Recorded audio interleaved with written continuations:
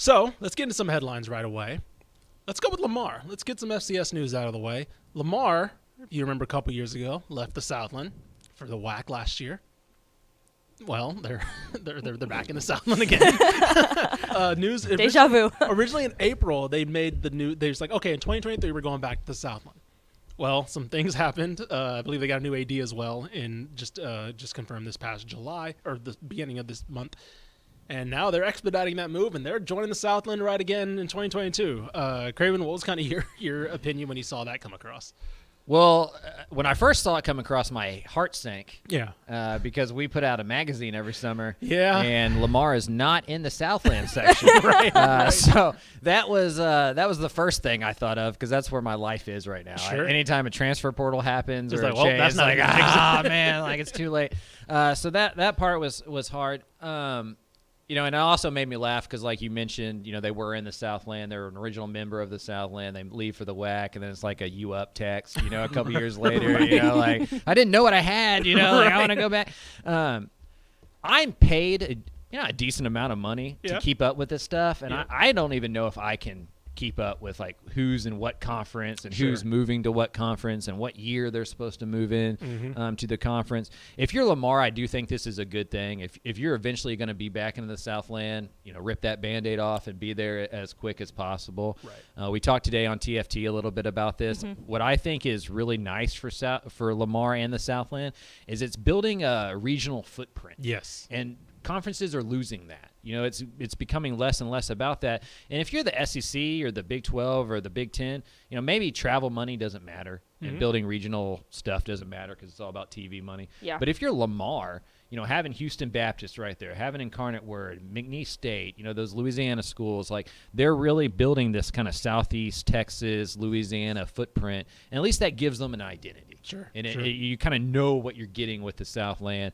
And so I do think it's a good move. It's just going to be one of those things behind the scenes. It's a headache for the conference offices because now they got to redo the schedules a month and a half before the season starts. I also feel, too, we talked a little bit about this on TFT, but these smaller conference moves, they kind of go under the radar because right now everybody's in flames about the Big Ten, all of that, Oregon moving and stuff like that. But it's funny, all of these, if you're hearing this for the first time, it's because all of these smaller conferences and all of this realignment in like the FCS ranks or D2 or D3, they just go under the radar because they don't have big money like the Big Ten or the SEC. So and it's just kind of interesting. Yeah, the footprint is a good point because we'll talk about some more realignment news and how that's kind of eroded that idea of like college sports, college football in particular, being a regional sport.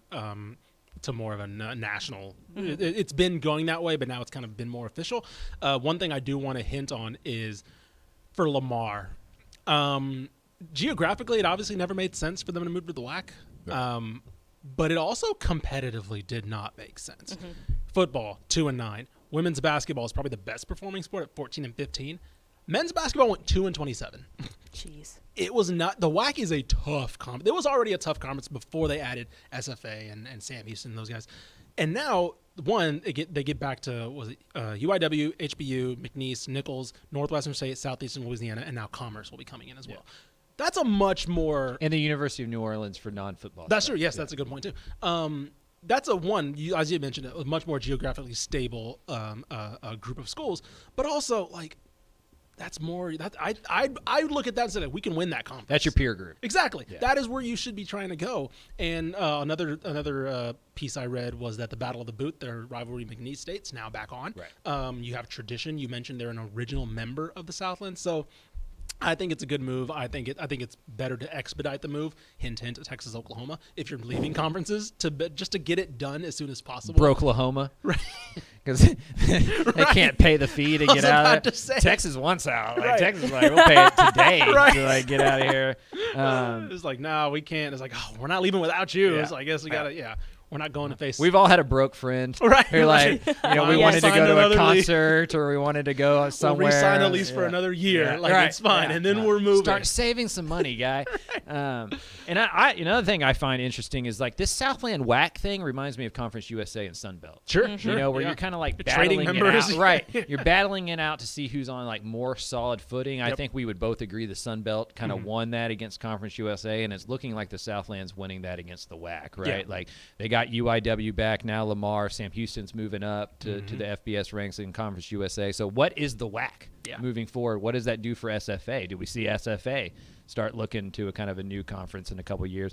This stuff, fascinating may be the wrong word because it's mostly confusing. When this is going to stop, if it ever stops, is this just the new normal to like every year conference realignment stuff? Because I remember as a kid, I know the South, West Conference broke up, but it felt like this stuff was like institutionalized. Sure. Right. Like this is where these guys play. Yep. And over the last couple of years, I think with the pandemic, when people started making schedules on the fly, people realized we don't have to do this. We can just we can whatever. play whoever we want, and it's all about TV anyway. And so, I think at the lower level that matters less, and so having some regionalists to it, I think is important. So on that, we did mention some bigger realignment news that dropped while we were out last week.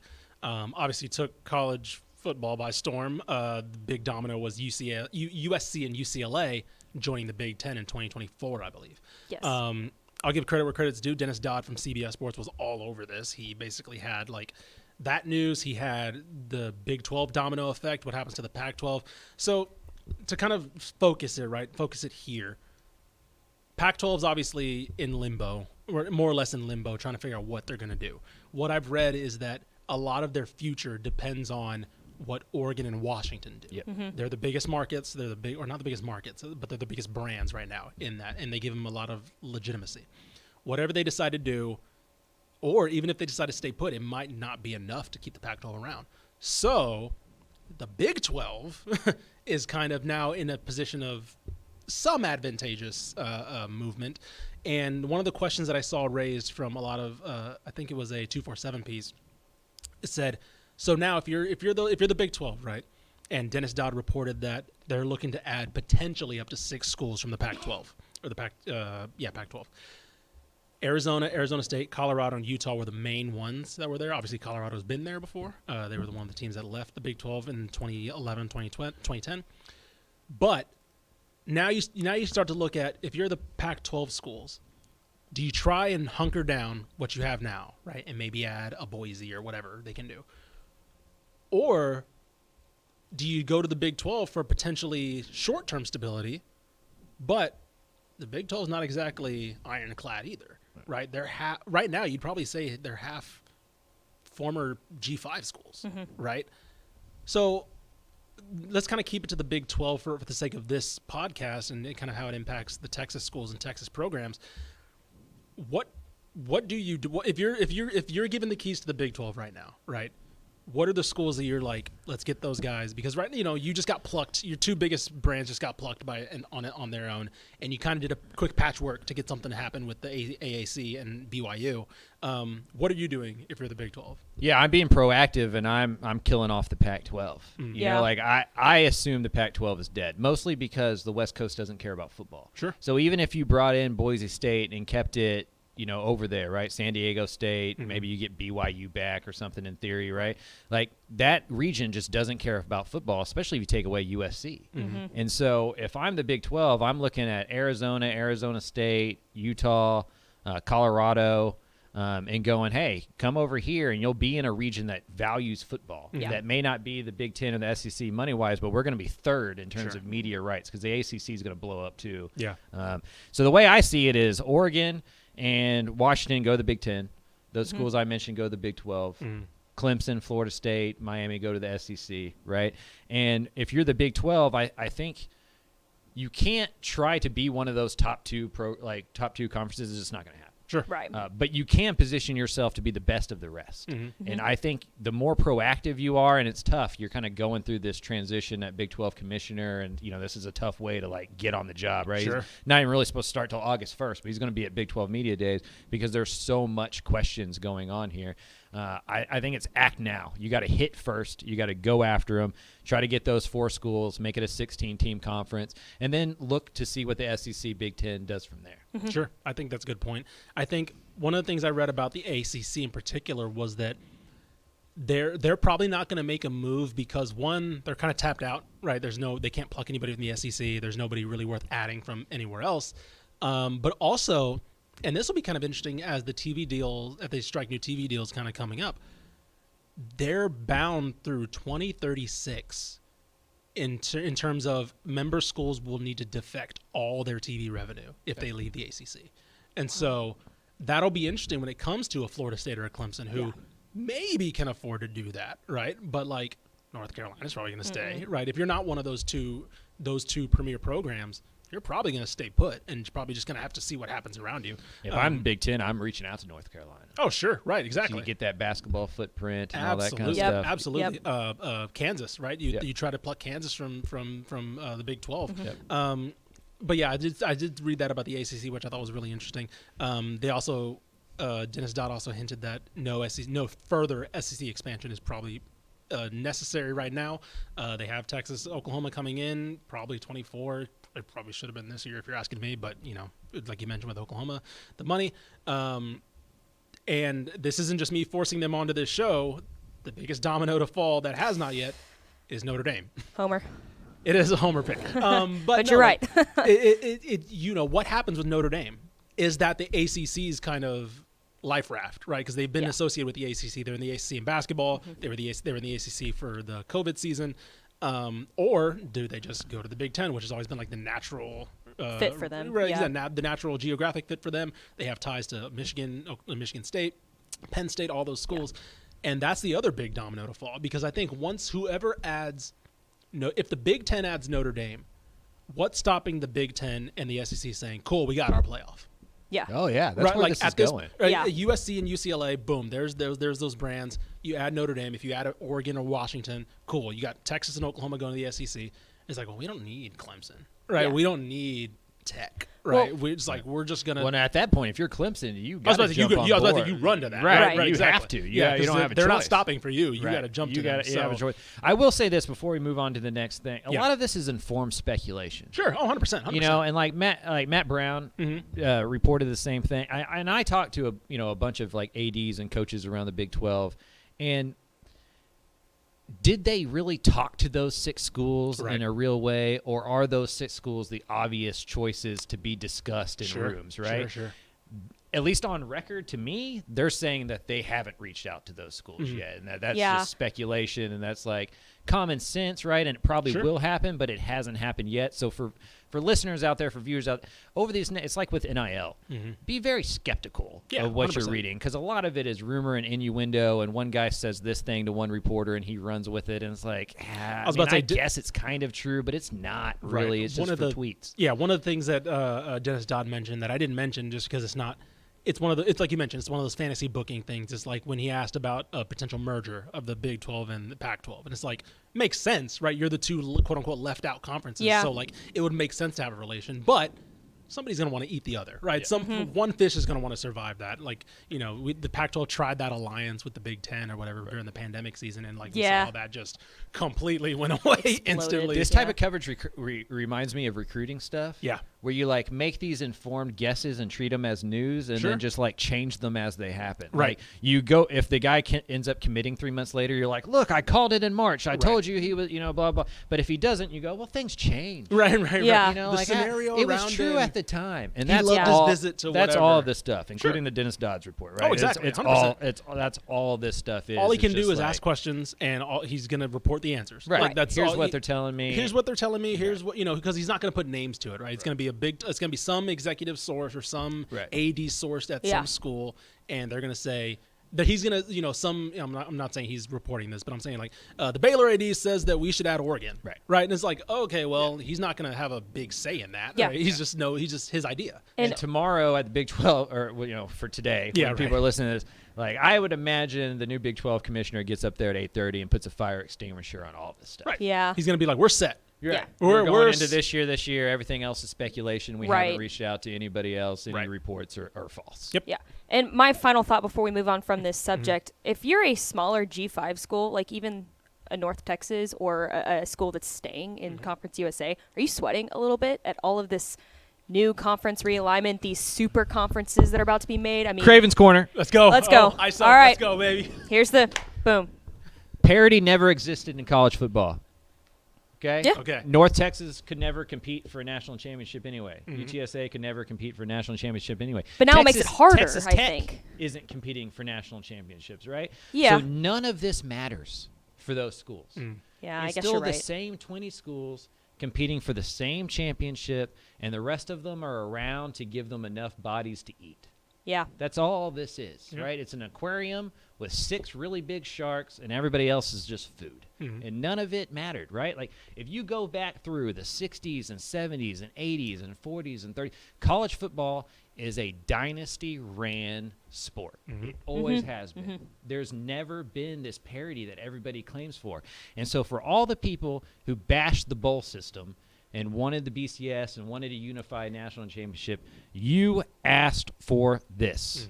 This was the obvious recourse and destination to getting rid of the regional bowl aspect of college football, because people got sick of split national championships and the number 1 team not playing the number 2 team. They wanted a tournament champion, and now everybody's shocked that it turned into professional sports. Right. Yeah. And by the way, we're not getting March Madness with football. Right. Like, that's just No, not logical. Right? no. We're not getting It's 16. too big of a sport. It's too and big of a sport. It's wear and tear. Takes on too much more time. bodies. Like, yeah, exactly. Like, There's not in basketball, you only need 1 or 2 guys to Sure. change the outcome of games. Right. Even in baseball, you get a really good pitching staff and a couple of hitters, like you can go win the College World Series. Coastal Carolina did it. Pitt just had their best quarterback since Dan Marino, and they won what? I don't know what the bowl they You won. need like 50 players. Right. No, to they win in lost. college Oh, football. they lost. They lost the bowl game. That's right, to Michigan State. high school. So yeah, but no, that's the point, right? They had one of the best quarterbacks in the nation. Yeah. They had their best quarterback since Dan Marino, and they didn't sniff the playoff. Yeah. Like, Yep. it's like, Yeah. Because there's only so many 6'7", 320-pound maulers that you Right. can recruit on the offensive and defensive line. Sure. Like in basketball, there's a bunch of dudes that can go score 30 points. right. Uh-huh. You Yeah, know, 100%. like there's not like at New Mexico State, right? Allen's there to score 30 points in a game or whatever. Right. There's not some like guard floating around at Yeah. New Mexico State I that see would it- start at LSU or something like Yeah. that. Like Yeah. they don't exist. There's a finite number of those players. Yeah. Yeah. And there's only 15 to 20 schools that can get enough of those guys in there Yeah. to compete at national championship. That's true in 2022. That's true in 2012. That's true in 1960. Yeah. So like this whole pants on fire thing Yeah. is an over exaggeration, and it's pretending that college football is something that it never was. And To- it was never this. Yeah. My last thing on it will be, you will never hear, me and Craven are very staunch anti-playoff, right? Yeah. Because, and let me preface this by saying, one, yes, it helps that we went to G5 schools, right? Like we knew we knew that there were haves and have-nots in college football. One, I'm okay with that because my enjoyment doesn't come from Texas State's proximity to the championship. Yeah. Right. Like Mallory, your proximity to your North Texas proximity to the national championship does not hinder your enjoyment of Mean Green football. No. Right. You still enjoyed the Mason Fine years. Yes. Regardless of whether or not he was going to win the Heisman Trophy. Right. So let that be kind of our, as 3 G5 grads on this podcast, let that be our thing to a lot of fans. If this is, disappointing you, and sure, fine. That's I'm not saying you can't be disappointed that they're losing the regional aspect of it. Find what you really liked about this sport and gravitate towards that, because I guarantee you that heart of it, that's not changing. Yep. Right? If you're a Texas fan, you can still be pissed when they fall short of expectations, right? You can still have national title aspirations because you should. You're Texas, whatever. A&M, same way. Baylor, could you probably be a little annoyed? Yeah, you probably should be, right? But you can still aim for that Big 12 title. You can still brag about beating Baylor, beating Tech. If you're a Texas State UTSA fan, what's it change for you? Yeah. What does it change for you? Yeah. Like, if anything, It's a good cool, point. UTSA plays SMU now. Yeah. That's pretty cool. And if Like, anything, this sets up a table for a secondary playoff. sure. Right? Like, And- yeah, exactly. Establish the fact that there are haves and have-nots. Right, Like, right. Instead of like, here oh, are UTSA 40 can make- schools in the SEC and the Big Ten. Right. Let the other 60 go at it. Sure. And like that's fun. That's cool. Like Yeah. that creates fun that doesn't exist now because Baylor could win that national championship. We've Yeah. seen Baylor left out of the college football playoff. Yeah. Right. Because Right. perception matters. And I mean, we literally have the FBS and FCS. Right. Like the now we just Nothing's need gonna one in the change. middle. Yeah. Right, exactly. We just need one in like the middle. They're both Division 1. They both give out 2 different trophies. So anyway, we could. This is not. We could this go all I was day, about to say, but- this conversation is not going away because realignment's not going away. So we'll move on for now. But you just know that this is something that's our stance on this overall. But this isn't the last time we'll discuss this, obviously. Yeah.